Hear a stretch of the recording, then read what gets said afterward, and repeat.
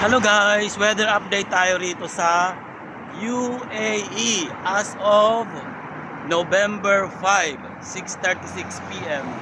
Ngayon ay masyadong banayad ang panahon. Masarap. Wala nang pawis. Wala nang pawis, hindi nang pinapawisan at maalikabok ang paligid. Ayan. Maalikabok siya. Hindi naman pwedeng sabihin natin na sunstorm, hindi naman kasi mahangin dito ngayon. Yun nga lang, maalikabok. Alam niyo yung parang madilim.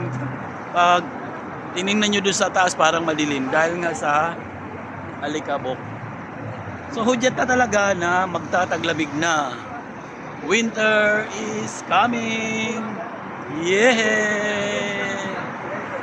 Yeah!